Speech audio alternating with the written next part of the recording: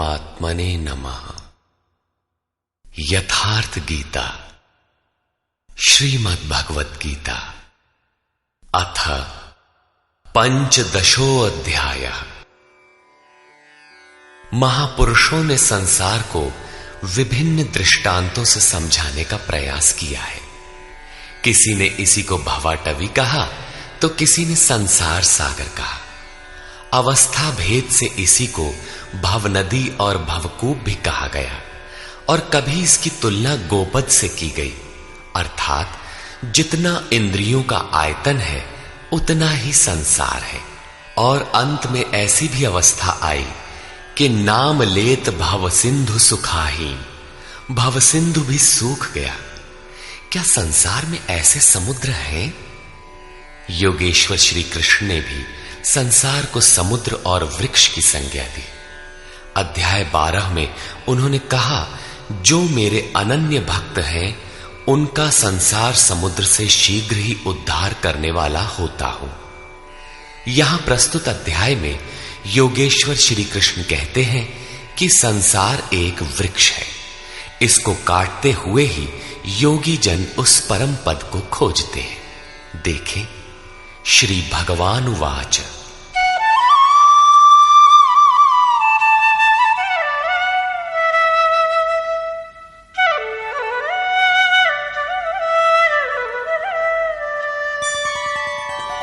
ऊर्ध्वमूलमधः शाखम् अश्वत्थं प्राहुरव्ययम् छन्दांसि यस्य पर्णानि यस्तं वेद स वेदवित्।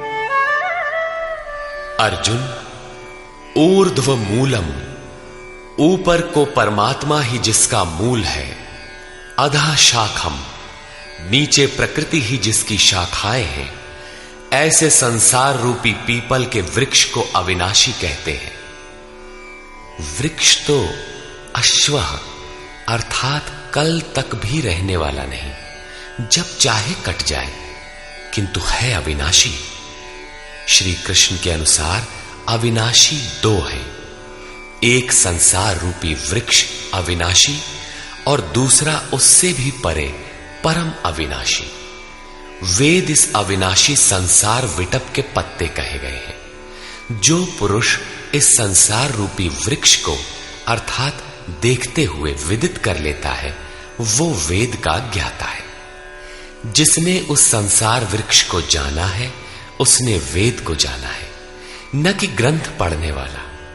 पुस्तक पढ़ने में तो उधर बढ़ने की प्रेरणा मात्र मिलती है, पत्तों के स्थान पर वेद की क्या आवश्यकता है। वस्तुतः पुरुष भटकते भटकते जिस अंतिम कोपल अर्थात अंतिम जन्म को लेता है, वहीं से वेद के वे छंद अर्थात जो कल्याण का सृजन करते हैं वहीं से प्रेरणा देते हैं, वहीं से उनका उपयोग है, वहीं से भटकाव समाप्त हो जाता है, वो स्वरूप की ओर घूम जाता है।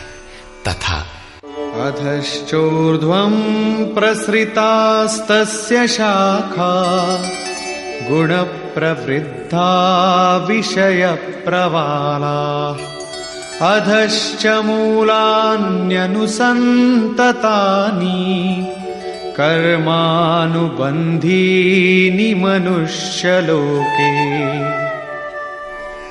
उस संसार वृक्ष की तीनों गुणों के द्वारा बढ़ी हुई विषय और भोग रूप कोपलों वाली शाखाएं नीचे और ऊपर सर्वत्र फैली हुई है। नीचे की ओर कीट पतंग पर्यंत और ऊपर देव भाव से लेकर ब्रह्मा पर्यंत सर्वत्र फैली हुई है, तथा केवल मनुष्य योनि में कर्मों के अनुसार बांधने वाली है। अन्य सभी योनियां भोग भोगने के लिए है। मनुष्य योनि ही कर्मों के अनुसार बंधन तैयार करती है।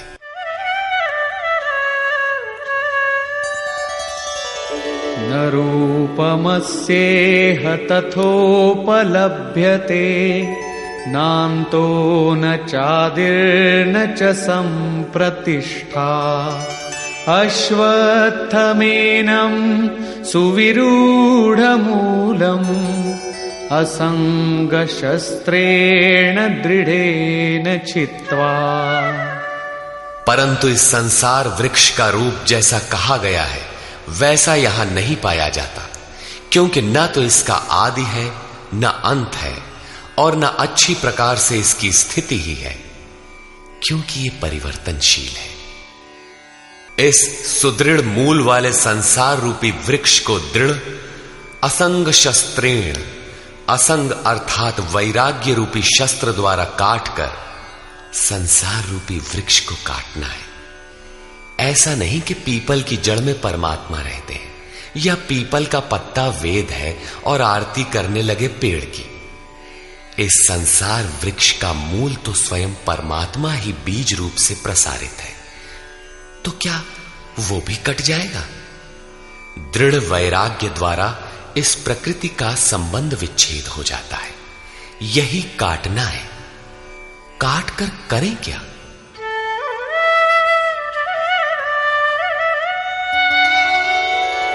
ततः पदं तत्परिमार्गितव्यम्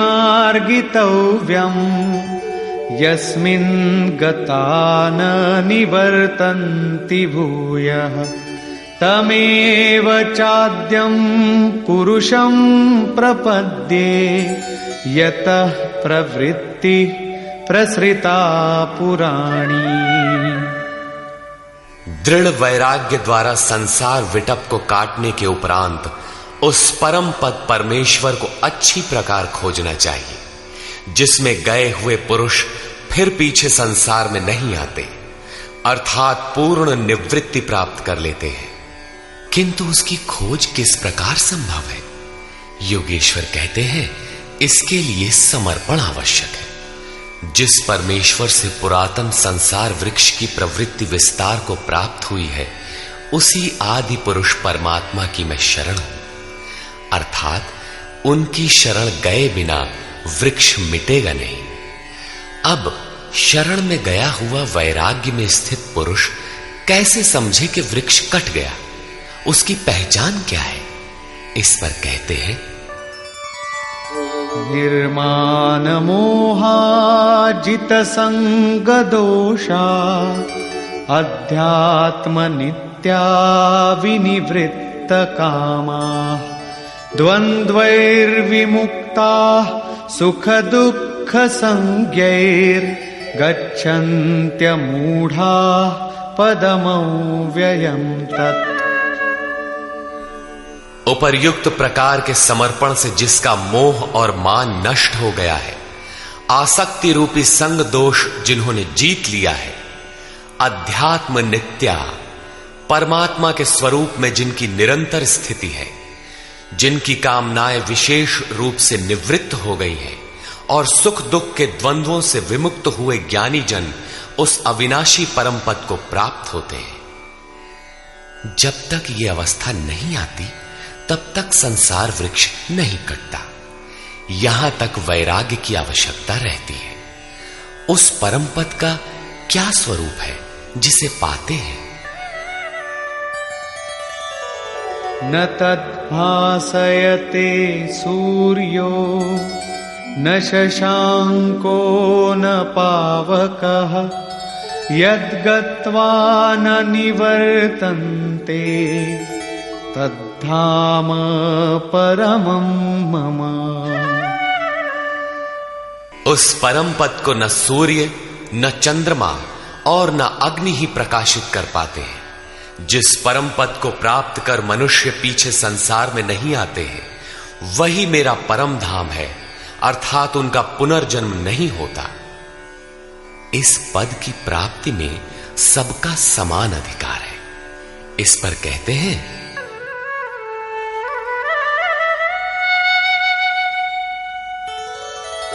ममैवांशो जीवलोके जीवभूतः सनातनः मनः षष्ठानीन्द्रियाणि प्रकृतिस्थानि कर्षति। जीवलोके अर्थात इस देह में, अर्थात शरीर ही लोक है। ये जीवात्मा मेरा ही सनातन अंश है और वही इन त्रिगुणमयी माया में स्थित हुई मन सहित पांचों इंद्रियों को आकर्षित करता है। भला कैसे? शरीरं यदवाप्नोति यच्चाप्युत्क्रामतीश्वरः गृहीत्वैतानि संयाति वायुर्गन्धानि वाशयात्। जिस प्रकार वायु गंध के स्थान से गंध को ग्रहण करके ले जाता है, ठीक उसी प्रकार देह का स्वामी जीवात्मा जिस पहले शरीर को त्यागता है, उससे मन और 5 ज्ञानेंद्रियों के कार्यकलापों को ग्रहण करके अर्थात आकर्षित करके साथ लेकर फिर जिस शरीर को प्राप्त होता है उसमें जाता है। जब अगला शरीर तत्काल निश्चित है तो आटे का पिंड बनाकर किसे पहुंचाते हो? लेता कौन है? इसीलिए श्री कृष्ण ने अर्जुन से कहा था कि ये अज्ञान तुझे कहां से उत्पन्न हो गया कि पिंडोदक क्रिया लुप्त हो जाएगी। वहां जाकर करता क्या है? मन सहित 6 इंद्रियां कौन है? श्रोत्रं चक्षुः स्पर्शनं च रसनं घ्राणमेव च अधिष्ठाय मनश्चायं विषयानुपसेवते।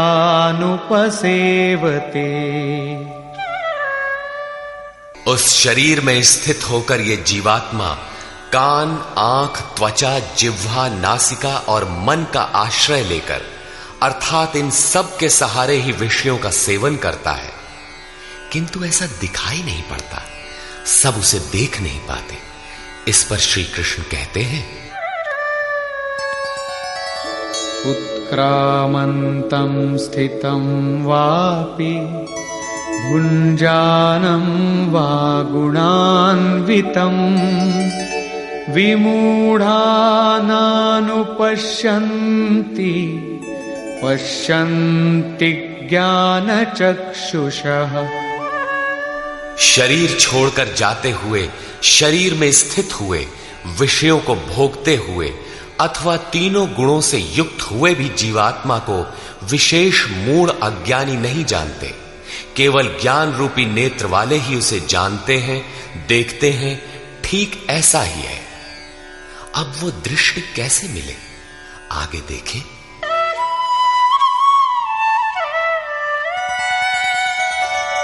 यतन्तो योगिनश्चैनं पश्यन्त्यात्मन्यवस्थितं यतन्तोऽप्यकृतात्मानो नैनं पश्यन्त्यचेतसः। योगी जन अपने हृदय में चित्त को सब ओर से समेट इस आत्मा को यत्न करते हुए ही प्रत्यक्ष देखते हैं, किंतु अकृतार्थ आत्मा वाले अर्थात मलिन अंतःकरण वाले अज्ञानी जन यत्न करते हुए भी इस आत्मा को नहीं जानते, क्योंकि उनका अंतःकरण बाह्य प्रवृत्तियों में अभी बिखरा है। चित्त को सब ओर से समेटकर अंतरात्मा में यत्न करने वाले भाविक जन ही उसे पाने के योग्य होते हैं। अतः अंतःकरण से सतत सुमिरण आवश्यक है। अब उन महापुरुषों के स्वरूप में जो विभूतियां पाई जाती हैं, जो पीछे बता भी आए हैं, उन पर प्रकाश डालते हैं।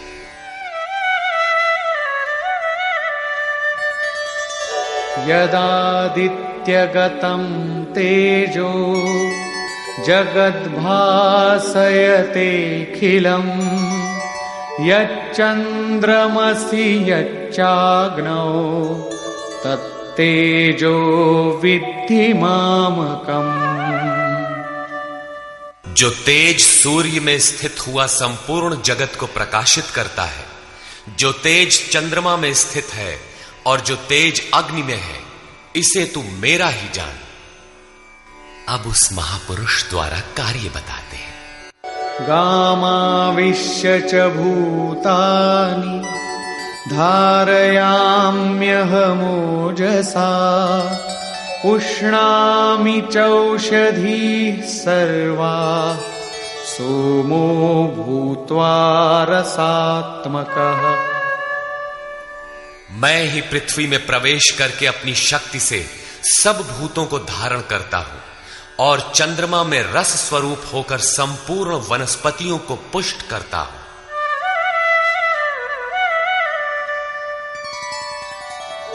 अहं वैश्वानरो भूत्वा प्राणिनां देहमाश्रितः प्राणापानसमायुक्तः पचाम्यन्नं चतुर्विधम्। मैं ही प्राणियों के शरीर में अग्नि रूप से स्थित होकर प्राण और अपान से युक्त हुआ 4 प्रकार के अन्नों को पचाता हूं। अध्याय 4 में स्वयं योगेश्वर श्री कृष्ण ने इंद्रियाग्नि, संयमाग्नि, योगाग्नि, प्राण अपानाग्नि, ब्रह्माग्नि इत्यादि 13-14 अग्नियों का उल्लेख किया, जिनमें सबका परिणाम ज्ञान है। ज्ञान ही अग्नि है। श्री कृष्ण कहते हैं, ऐसा अग्नि स्वरूप होकर प्राण और अपान से युक्त 4 विधियों से, अर्थात जप सदैव श्वास प्रश्वास से होता है, उसकी 4 विधियां बैखरी, मध्यमा, पश्यंती और परा है। इन 4 विधियों से तैयार होने वाले अन्नों को मैं ही पचाता हूं।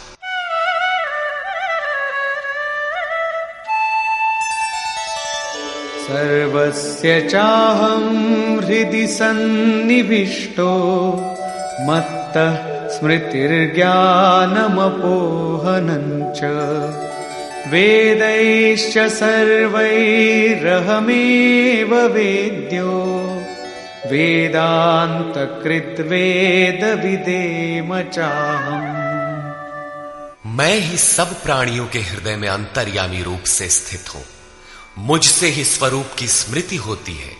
स्मृति के साथ ही ज्ञान अर्थात साक्षात्कार और अपोहनम अर्थात बाधाओं का शमन मुझ इष्ट से ही होता है। सब वेदों द्वारा मैं ही जानने योग्य हूं। वेदांत का कर्ता अर्थात वेदस्य अंतः सह वेदांत, वेद की अंतिम स्थिति का कर्ता मैं ही हूं और वेदविद भी मैं ही हूं अर्थात वेद का ज्ञाता। अध्याय के आरंभ में उन्होंने कहा था कि संसार वृक्ष है, ऊपर परमात्मा मूल और नीचे प्रकृति पर्यंत शाखाएं हैं। जो इस मूल से प्रकृति का विभाजन करके जानता है, मूल से जानता है, वो वेदविद है। यहां कहते हैं कि मैं वेदविद हूं। उसे जो जानता है, श्री कृष्ण ने अपने को उनकी तुलना में खड़ा किया कि वो वेदविद है। मैं वेदविद हूं। श्री कृष्ण भी एक तत्वज्ञ महापुरुष, योगियों के भी परम योगी थे। यहां ये प्रश्न पूरा हुआ। अब बताते हैं कि संसार में पुरुष का स्वरूप 2 प्रकार का है। द्वाविमौ पुरुषौ लोके क्षरश्चाक्षर एव च क्षरः सर्वाणि भूतानि कूटस्थोऽक्षर उच्यते। अर्जुन, इस संसार में क्षर, क्षय होने वाले, परिवर्तनशील और अक्षर, अक्षय, अपरिवर्तनशील, ऐसे 2 प्रकार के पुरुष हैं। उनमें संपूर्ण भूत प्राणियों के शरीर तो नाशवान है, क्षर पुरुष हैं, और ये कूटस्थ पुरुष अविनाशी कहा जाता है। साधन के द्वारा मन सहित इंद्रियों का निरोध अर्थात जिसकी इंद्रिय समूह कूटस्थ है, वही अक्षर कहलाता है। किंतु यह भी पुरुष की अवस्था विशेष ही है। इन दोनों से भी परे एक अन्य पुरुष भी है।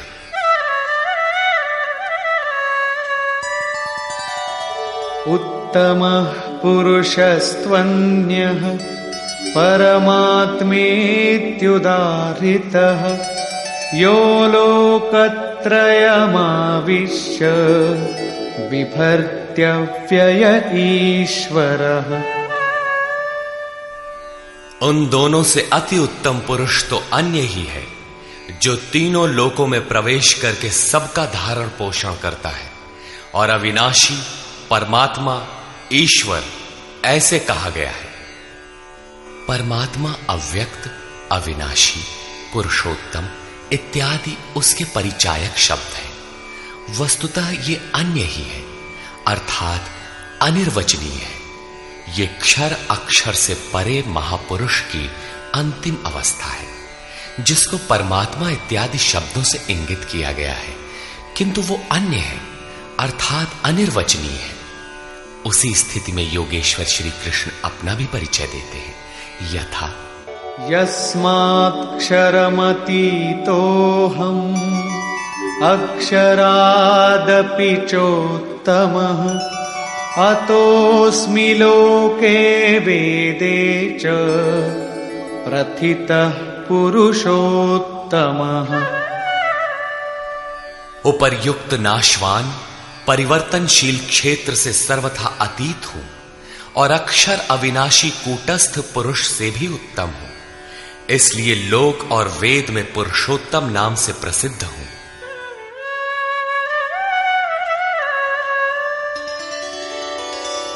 यो मामेवमसम्मूढो जानाति पुरुषोत्तमम् स सर्वविद् भजति मां सर्वभावेन भारत। हे भारत, जैसा कि ऊपर कहा गया है कि इस प्रकार जो ज्ञानी पुरुष मुझ पुरुषोत्तम को साक्षात जानता है, वो सर्वज्ञ पुरुष सब प्रकार से मुझ परमात्मा को ही भजता है। वो मुझसे विलग नहीं है।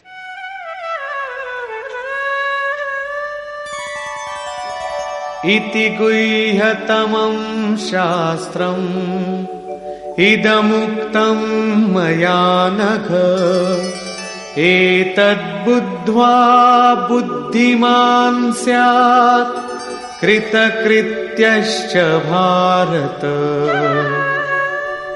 हे निष्पाप अर्जुन, इस प्रकार ये अति गोपनीय शास्त्र मेरे द्वारा कहा गया। इसको तत्व से जानकर मनुष्य पूर्ण ज्ञाता और कृतार्थ हो जाता है। अतः योगेश्वर श्री कृष्ण की ये वाणी स्वयं में पूर्ण शास्त्र है। श्री कृष्ण का ये रहस्य अत्यंत गुप्त था। उन्होंने केवल अनुरागियों से बताया। ये अधिकारी के लिए ही है।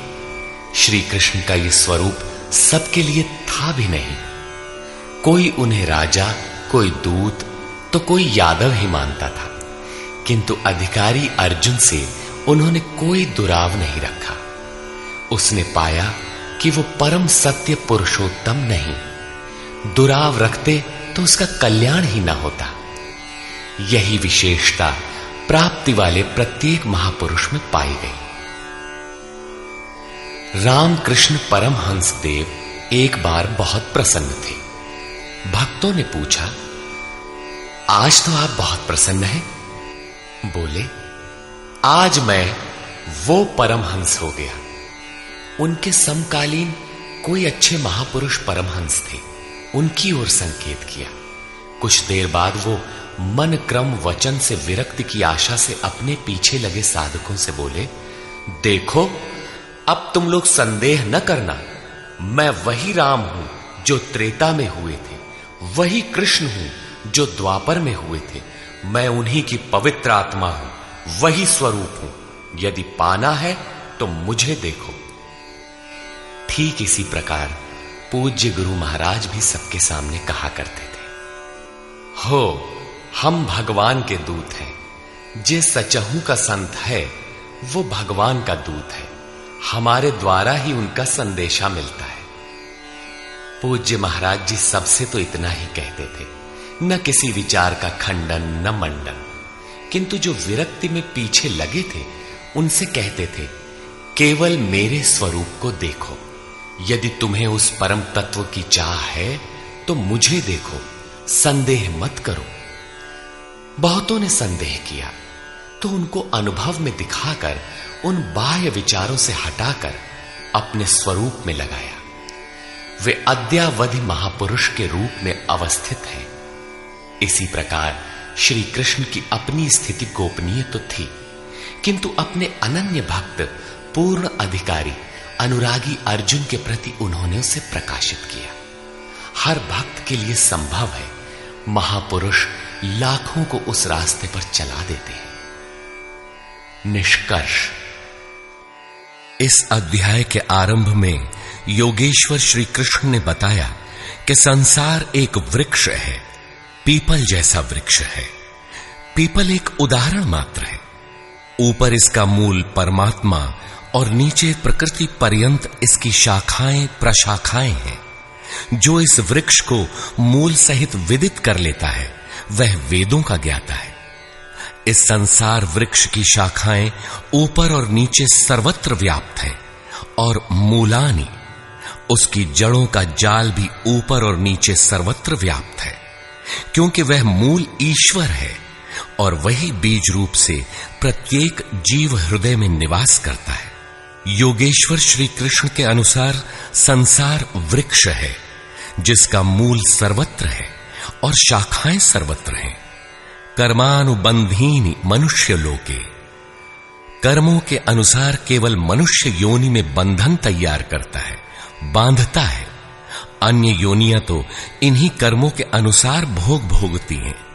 अतः दृढ़ वैराग्य रूपी शस्त्र द्वारा इस संसार रूपी पीपल के वृक्ष को तू काट और उस परम पद को ढूंढ जिसमें गए हुए महर्षि पुनर्जन्म को प्राप्त नहीं होते। कैसे जाना जाए कि संसार वृक्ष कट गया? योगेश्वर कहते हैं कि जो मान और मोह से सर्वथा रहित है, जिसने संग दोष जीत लिया है, जिसकी कामनाएं निवृत्त हो गई हैं और जो द्वंद्व से मुक्त है, वह पुरुष उस परम तत्व को प्राप्त होता है। उस परम पद को न सूर्य, न चंद्रमा और न अग्नि ही प्रकाशित कर पाते हैं। वह स्वयं प्रकाश रूप है, जिसमें गए हुए पीछे लौटकर नहीं आते। वह मेरा परम धाम है, जिसे पाने का अधिकार सबको है, क्योंकि यह जीवात्मा मेरा ही शुद्ध अंश है। शरीर का त्याग करते समय जीवात्मा मन और पांचों ज्ञानेंद्रियों के कार्यकलापों को लेकर नए शरीर को धारण करता है। संस्कार सात्विक है तो सात्विक स्तर पर पहुंच जाता है, राजसी है तो मध्यम स्थान पर और तामसी रहने पर जघन्य योनियों तक पहुंच जाता है तथा इंद्रियों के अधिष्ठाता मन के माध्यम से विषयों को देखता और भोगता है। यह दिखाई नहीं पड़ता, इसे देखने की दृष्टि ज्ञान है। कुछ याद कर लेने का नाम ज्ञान नहीं है। योगी जन हृदय में चित्त को समेटकर प्रयत्न करते हुए ही उसे देख पाते हैं। अतः ज्ञान साधन गम्य है। हां, अध्ययन से उसके प्रति रुझान उत्पन्न होती है। संशय युक्त अकृतात्मा लोग प्रयत्न करते हुए भी उसे देख नहीं पाते। यहां प्राप्ति वाले स्थान का चित्रण है। अतः उस अवस्था की विभूतियों का प्रवाह स्वाभाविक है। उन पर प्रकाश डालते हुए योगेश्वर श्री कृष्ण कहते हैं कि सूर्य और चंद्रमा में मैं ही प्रकाश हूं, अग्नि में मैं ही तेज हूं, मैं ही प्रचंड अग्नि रूप से 4 विधियों से परिपक्व होने वाले अन्न को पचाता हूं। श्री कृष्ण के शब्दों में अन्न एकमात्र ब्रह्म है। अन्नम ब्रह्मेति व्यजानात्, जिसे प्राप्त कर यह आत्मा तृप्त हो जाती है। बैखरी से परापर्यंत अन्न पूर्ण परिपक्व होकर पच जाता है, वह पात्र भी खो जाता है।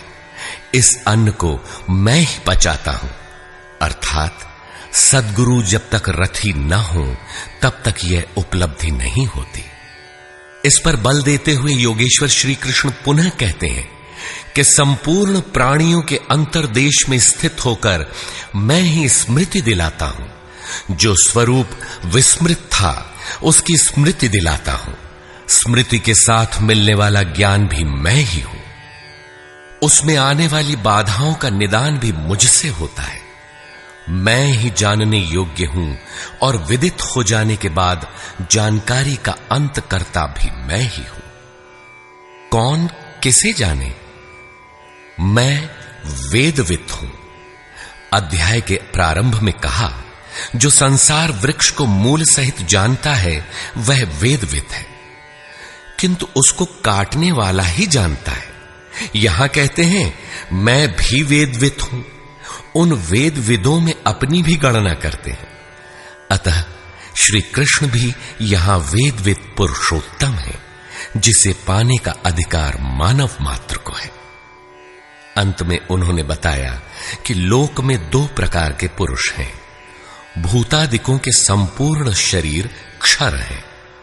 मन की कूटस्थ अवस्था में यही पुरुष अक्षर है, किंतु है द्वंद्वात्मक और इससे भी परे जो परमात्मा, परमेश्वर, अव्यक्त और अविनाशी कहा जाता है, वह वस्तुतः अन्य ही है। यह क्षर अक्षर से परे वाली अवस्था है। यही परम स्थिति है। इससे संगत करते हुए कहते हैं कि मैं भी क्षर अक्षर से परे वही हूं, इसलिए लोग मुझे पुरुषोत्तम कहते हैं। इस प्रकार उत्तम पुरुष को जो जानते हैं वे ज्ञानी भक्तजन सदैव सब ओर से मुझे ही भजते हैं। उनकी जानकारी में अंतर नहीं है। अर्जुन, यह अत्यंत गोपनीय रहस्य मैंने तेरे प्रति कहा। प्राप्ति वाले महापुरुष सबके सामने नहीं कहते, किंतु अधिकारी से दुराव भी नहीं रखते। अगर दुराव करेंगे तो वह पाएगा कैसे? इस अध्याय में आत्मा की 3 स्थितियों का चित्रण क्षर, अक्षर और अति उत्तम पुरुष के रूप में स्पष्ट किया गया, जैसा इससे पहले किसी अन्य अध्याय में नहीं है। अतः ओम तत्सदिति श्रीमद् भगवद गीता सूपनिषत्सु ब्रह्म विद्यायाम योग